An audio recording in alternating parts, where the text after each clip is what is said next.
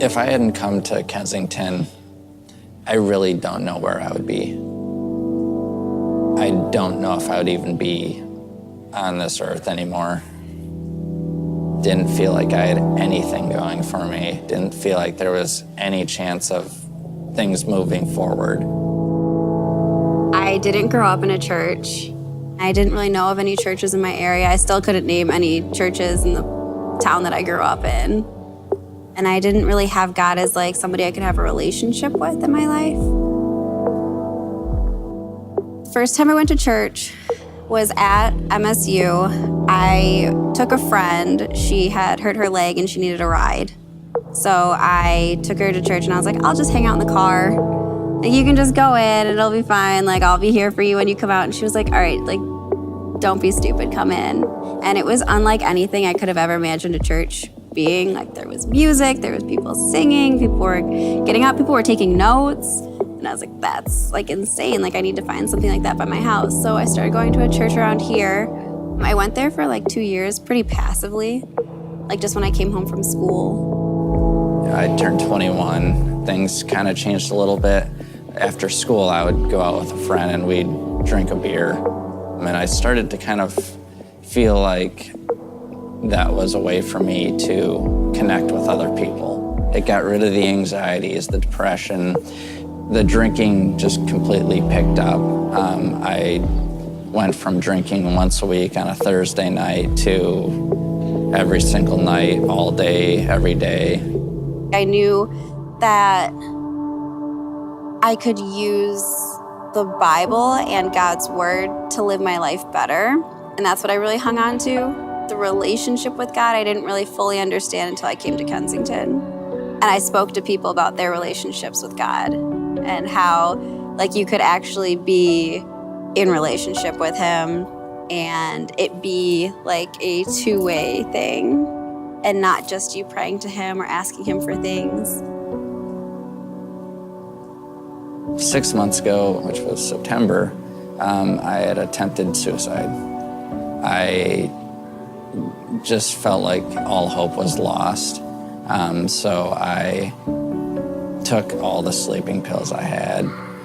I ended up throwing it all up, getting it out of my system. I still had to go to the ER because I was delirious. I didn't even know where I was. I barely even remember doing it. The shame that I had from even attempting that or thinking that kind of just overwhelmed me, and I just kind of didn't care where I was at.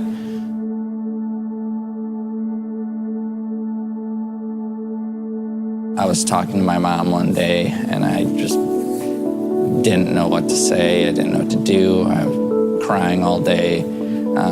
And she goes, well, why don't you get a hold of Steve? He works at Kensington, the youth pastor.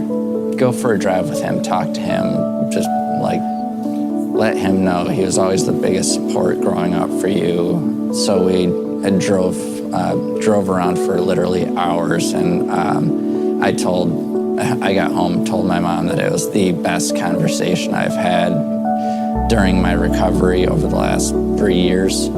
He goes, well, would you consider going to Kensington? Just, you know, don't have to come back if you don't want to, just give it a try. I was at a point where I might as well try it. I don't have much to lose. Since the building's been open, I started coming to church every single Sunday. I started going to midweek at other campuses.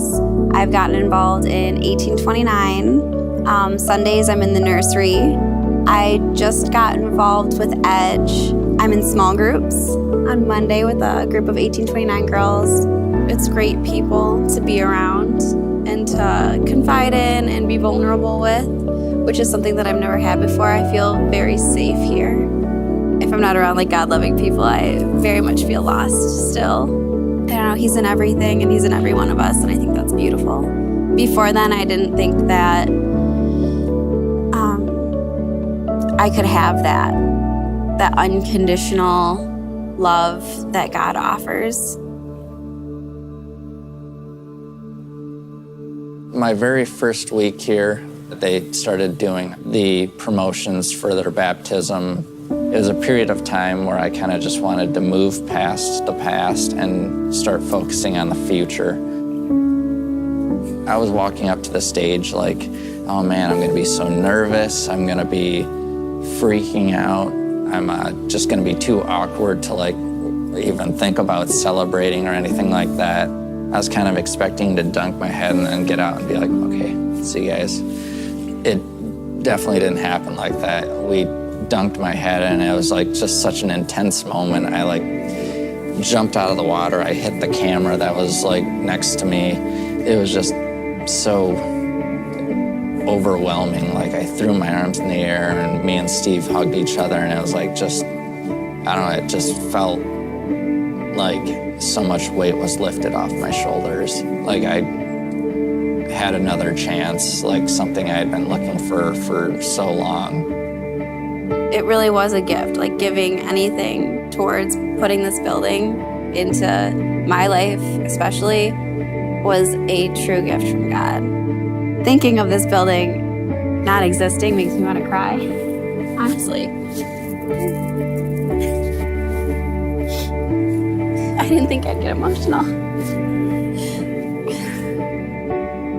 To everyone who gave to the campaign that helped build this campus, helped build the Clinton Township campus, the impact you have had on my life has been unbelievable. And I'm sure I'm not the only one. So from the bottom of my heart, thank you for everyone who helped make this happen.